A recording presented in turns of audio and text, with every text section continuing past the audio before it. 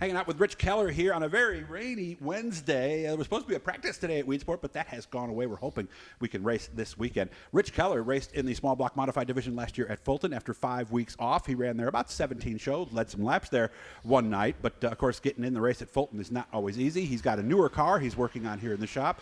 How we doing, Rich? We're doing awesome. How are you, Doug? Good, good. Nice Had a little to see setback before because as I look, I mean, the axle's not in, engine, transmission, rear end is, but there is still a lot of work to do on this car, isn't there? Yeah, there is. We just got the newer chassis. We were down. The business took a little bit of a hit. We got in an accident with the truck, the work truck, a couple months ago in January, actually. So that was in the shop for a couple months and no business, when you're down without a work truck, because that's obviously my livelihood. Yeah, when you're the Mac Tools guy, you need a truck. You got to have the truck. So I couldn't be out at the shops like I wanted to be and that kind of stuff. So that put us down a little bit, couple months behind. Okay. And so we're back up and running fine. We've been rocking and rolling with the business. So that took priority. Yeah, but now we're thrashing away on the race car, so we're good. And you're good. The accident didn't. Yeah, no, everybody was fine. Yeah, like that. Person who person who hit me in the back was, she was fine. So that's all that mattered. And did you feel it?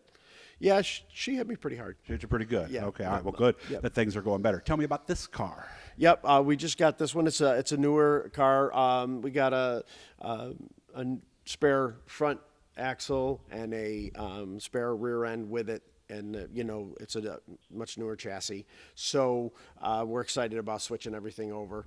Like you said earlier, we put the engine's already in it. The transmission's already in it.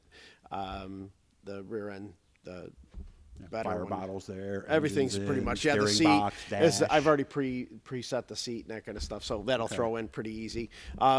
It should bolt together pretty quick. Nice. Yeah. Is this newer? Yes. Yep. Another HBR car? It is another HBR car. I believe this one was one of Max's older cars, but it's a much newer chassis than the one I had. All coil. It's got the welded-on brackets opposed to needing bolt-on brackets on the left rear and that kind of stuff. So does that matter? It's just less that can break. I see. When you have bolt-on brackets, bolts can bend and fatigue, and it's just better. Okay. So what did we learn last year? Because the first thing obviously was, man, just getting in the show at Fulton isn't easy. No, the best of the best is at Fulton, right? Mm-hmm. And it was a full field, and then some. Yeah. So making the show was, for the first year in the division, 358 modifieds, first year back in 5 years, and it was, I thought we did very, very well. We learned a ton. Mm-hmm. Car was really fast.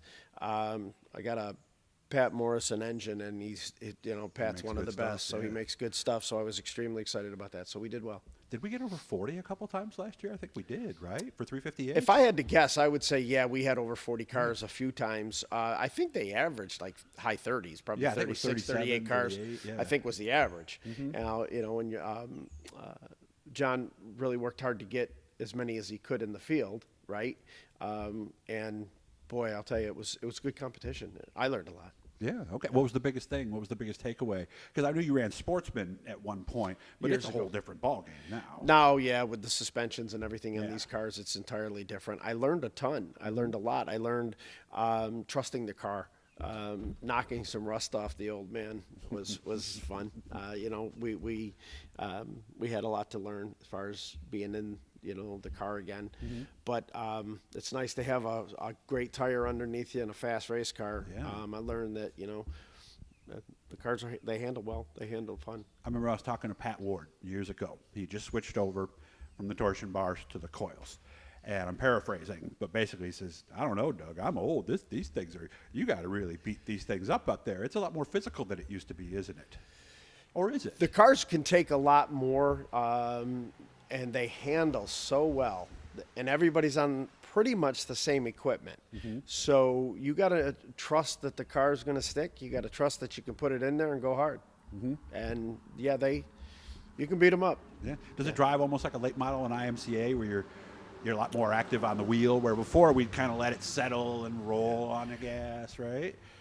That's probably one of the biggest things that I picked up, the similarity in transfer, right? Rear steer, right front, really throwing the car in the corner and just, letting her go. Like an IMCA modified Yeah, almost. Because I remember exactly. you guys used to talk about rear steer all the time in those cars. These cars have stationary bird cages, where the IMCA's and the late models have floating bird cages. I see. So there's a little bit different geometry and that kind of stuff in the rear end, but in the same time, it's very similar.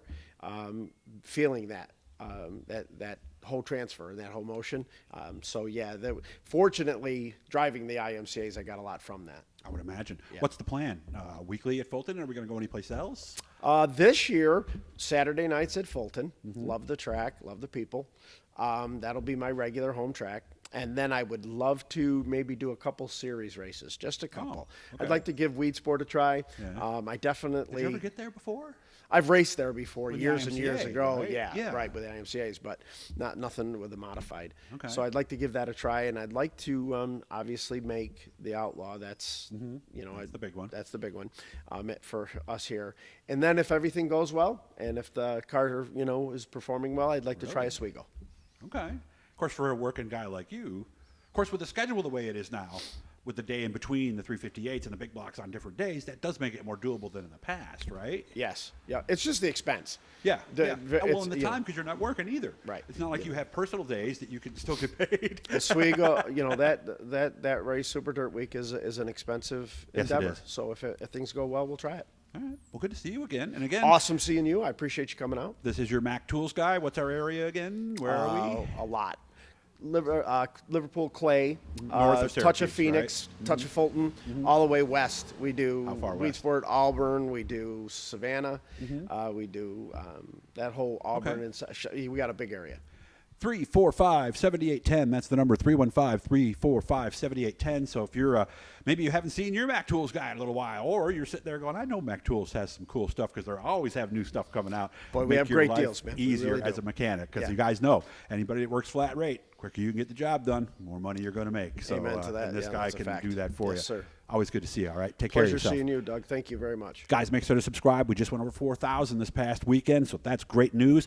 Let's start the march to 5. Make sure you smash that subscription button, leave a comment, hit the like. Always good to see you, Rich. Good to see you.